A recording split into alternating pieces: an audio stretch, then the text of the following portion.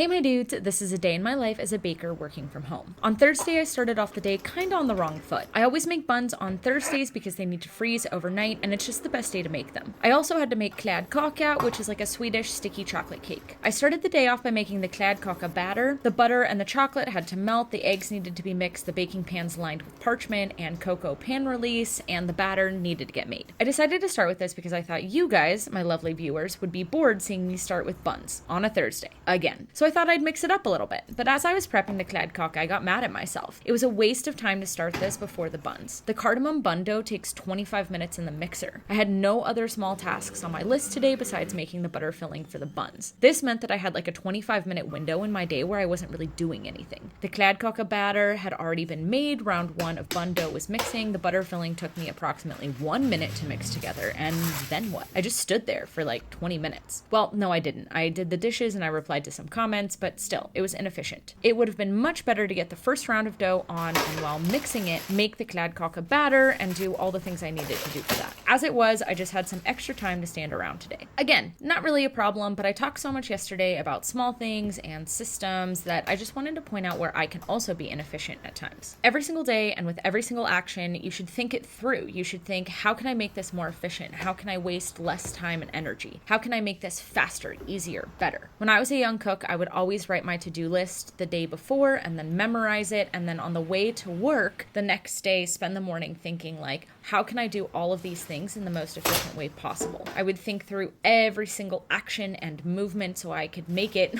the most efficient I possibly could. I looked at it like a game or a puzzle. Anyway, enough about that. This day was pretty easy all in all. Both rounds of cardamom dough were really nice, and I think it's fun to shape the buns into these knots. I've been doing twisted swirls lately because that's what my favorite bakery in the world, Lannon in Edinburgh, does, and I think their buns are just so beautiful. But there's just something in me, if I'm making a Swedish cardamom bun, I gotta shape it into a knot like I did when I worked at bakeries here in Stockholm. Like, I cannot resist, I must shape it like that. The second round of buns got packed away in the freezer and I cleaned off the bench as usual. This prep day only took me a remarkable 2 hours and 20 minutes, and that's with my inefficient workflow in the beginning. Tomorrow we make mini cakes. See you then!